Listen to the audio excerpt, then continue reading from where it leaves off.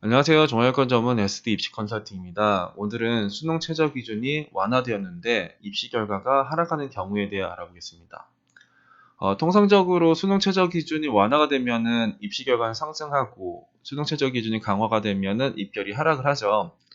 근데 이제 뭐 그거는 전체적으로 그런 거고, 그러니까 대세 상승, 대세 하락을 말할 때 이제 그렇게 되는 건데, 대세 상승에서도 엄청나게 하락하는 애들이 나오기도 하고, 대세 하락에서도 그 생각보다 떨어지지 않고 버티거나 위로 올라가는 경우가 좀 있어요. 그러면 예를 한번 들어볼게요. 2019학년도에 서울여대가 이제 입시 결과 이렇게 나오는데, 이 서울여대는 그 2019학년도부터 이제 교과별 세 과목 12과목 반영했었던 때였는데, 요런 애들 한번 볼게요. 국문이랑 아동학과. 저기 국문과는 평균 1.88등급이었고 최저가 2.2등급이었고 아동학과는 평균 1.8등급이었고 최저가 1.9등급이에요. 그러면 얘네들이 이제 입결이 이제 원래는 탐구 평균을 반영했는데 2020학년도보다는 탐구 하나. 그래서 작년 뭐 이거 영어 탐구로 맞추면 영어 탐탐 이렇게 했었어야 되는데 이제 탐구가 하나로 이제 줄어들면서 최저가 완화가 된 거죠. 그러니까 입시 결과가 올라갈 건데 올라갈 판은 맞는데 그러면은 우리가 이제 이 1.8에 1.9를 보면서 아니면 1.8에 2.2를 보면서 어떤 생각이 드냐인 거죠. 입시를 잘 아는 사람이나 모르는 사람이나 이거 쓰기가 되게 어려워요. 그러니까 모르는 사람들은 1.8, 1.9 높아 이렇게 되는 거고 입시를 좀 아시는 분들은 1.8, 1.9를 보면서 얘가 이번에 최저가 완화되었지? 그럼 올라가겠네? 그러면 어디까지 올라갈까? 막 이런 고민을 한단 말이에요. 그럼 1.7? 1.7은 안전하려나? 1.6은 안전하려나? 막 이런 생각을 갖는 거죠. 그러면 그럼 서울여대를 1.5 정도로 서울여대 기준 1.5인 학생이 아동학과를 쓸 거냐 이거죠. 아동학과라 이쪽 국문과는 그렇게 선호도가 높은 학과는 아닌데 위에 있는 거죠.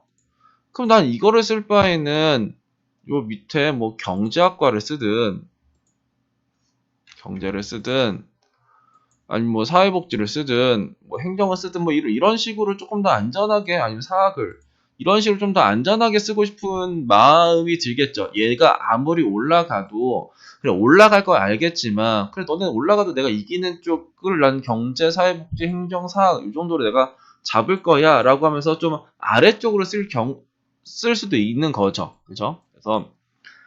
그래서 이제 봤더니 이때의 입시 결과를 봤더니 어떤 식으로 되었냐면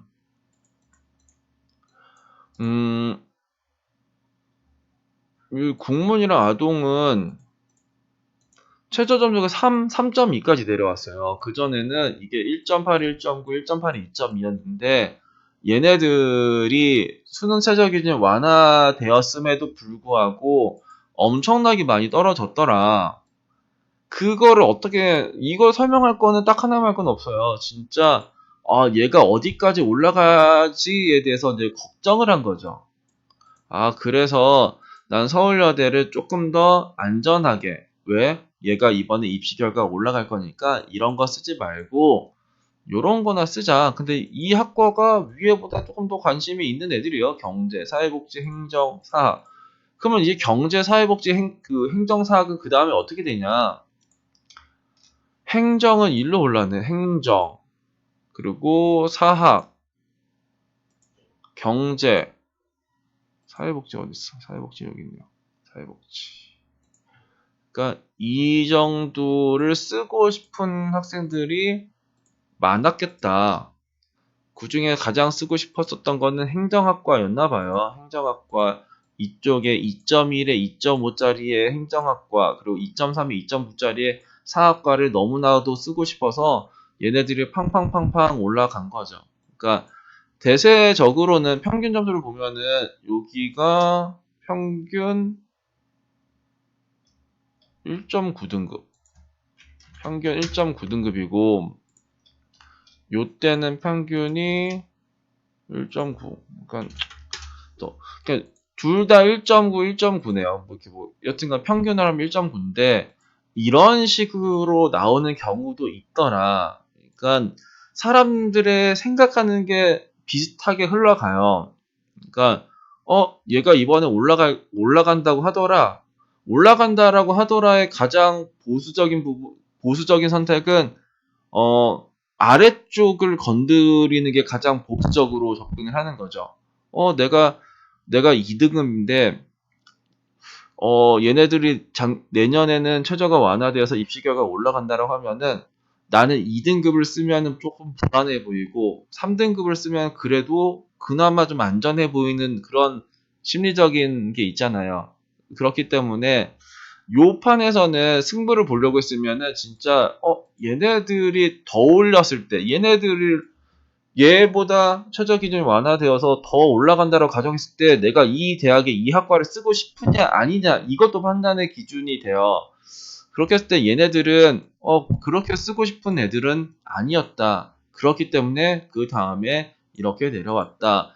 그러면 2021학년도에서 가장 조심해야 될 애들은 요놈 3개였겠죠. 이놈이 가장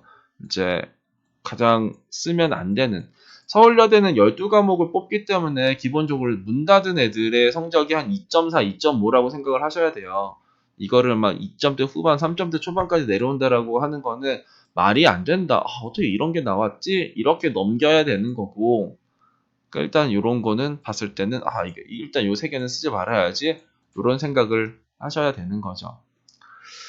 오늘 말씀드리고 싶은 거는 대세 상승과 대세 하락은 있어요. 그 최저 기준이나 뭐 학생부나 그런 것들이 뭐 작년보다 유연하게 선발하면 입결은 상승하고 빡빡하게 선발하면 이제 입결은 하락을 하지만 그 와중에서도 쓰고 싶은 학과, 쓰기 싫은 학과가 분명히 존재를 한다.